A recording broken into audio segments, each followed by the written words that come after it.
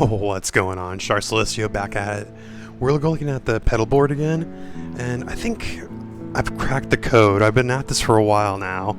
I really have wanted to find out what it would take to build my own pedal board out of just all the normal hardware and equipment that you can get wherever you can find it.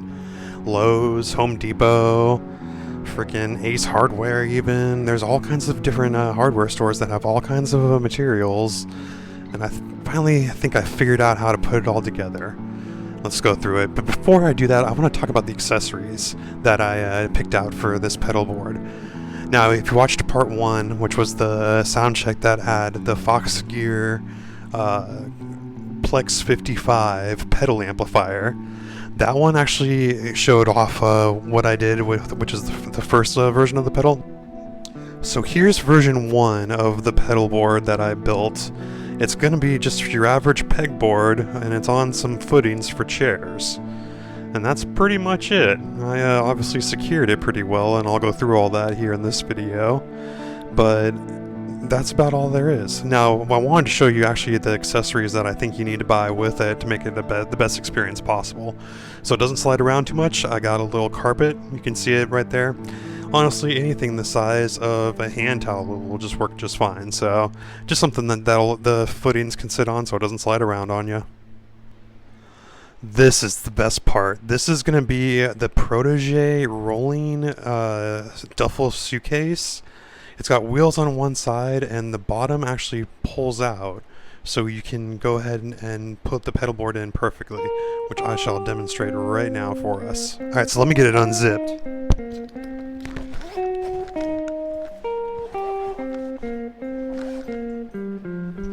And you can see here, the pedal board just fits in right there. Let me go grab it.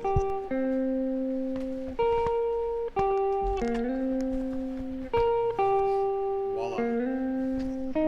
Perfect fit. And actually, the distance between the legs and the middle bar, it's not that far, so it does secure it a little bit, so it doesn't slide around too much in there. Obviously, once you put the lid down, it's not going to move at all. And then I would just throw the carpet piece right over the top of it just for a little extra secure fit. Oh, and if you notice, I did add handles to the side here. I'll get into that as part of the build too. I also got a new power strip. This is going to fit on the pedal board much easier. And it's got a place for putting in the zip ties. Alright, so if I'm going to be able to keep my prices low, I have to build these out in 30 minutes or less. Let's see if I can do it.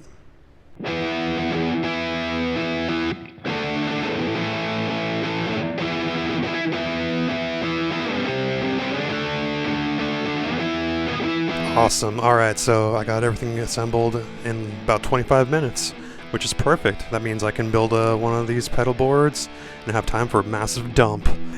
Now that it's all together, I'm just going to let it sit for 24 hours and get that glue to cure, and it'll be good to go, and we'll get stomping on it.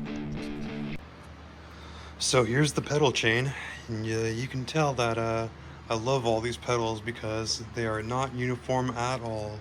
Some are side loading input jacks and some are top loading input jacks, so it is what it is. It's just the right pedals for what I'm looking to do. Okay, so this is all dry. The glue has set and it is ready to be loaded up. Let's get the pedals on there.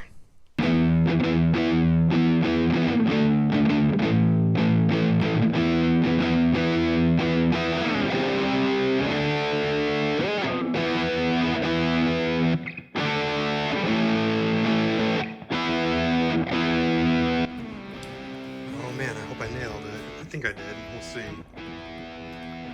Definitely feels like it's all there.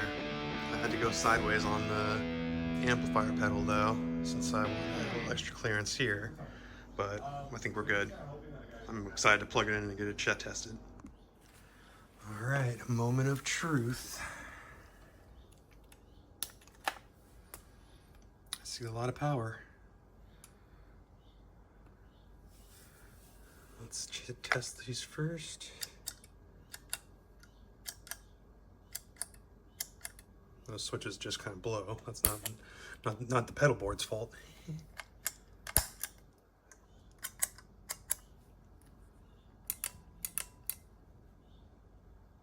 Those those all work. This is lighting up, that looks good. Tuner is working. And you can see the power supply shining its light through the bottom. That's just how I predicted it would look. Excellent. I need a guitar to test this out now. All right, let's see how we do.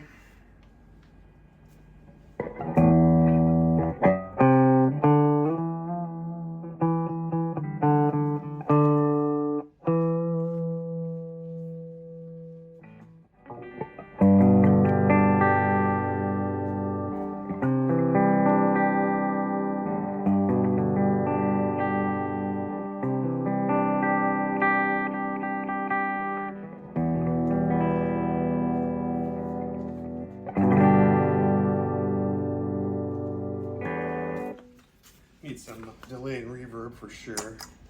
And since we have it clean, we're going to throw the flanger on there too.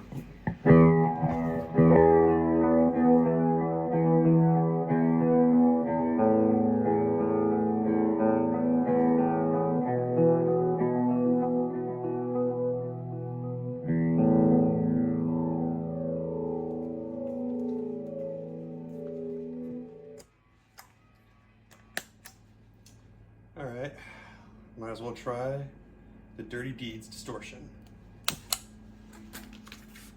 Oops, level's all the way down. Oh, level's too hot now.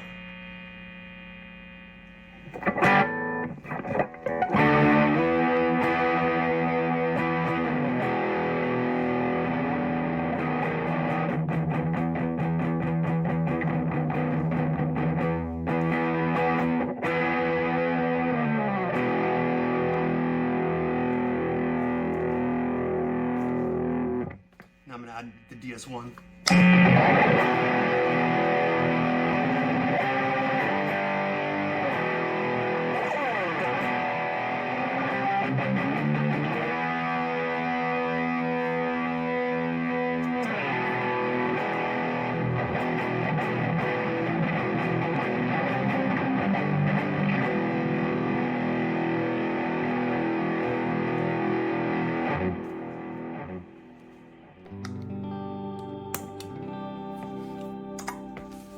I would say that's been a successful first test.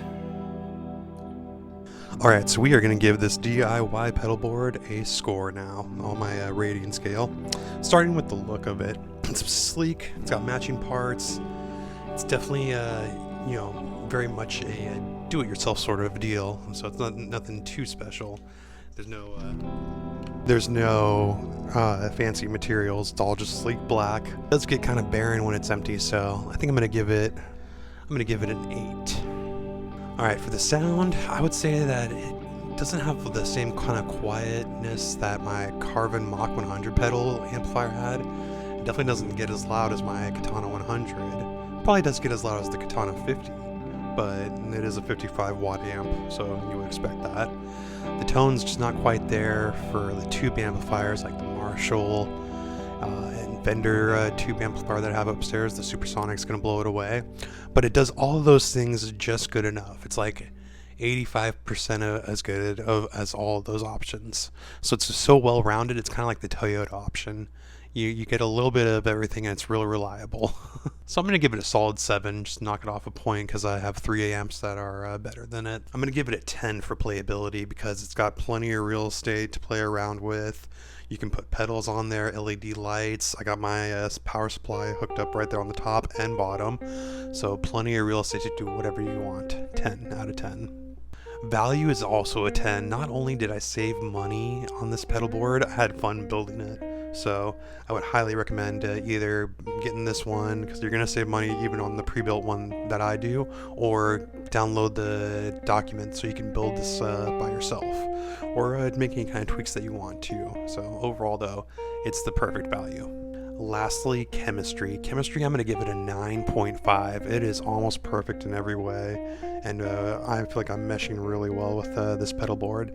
And in fact, I would say that right now I'm getting the most value out of my pedals. So can't complain about that. That brings the total to 89, solid B plus for this pedal board, and I think that that's a well-deserved grade.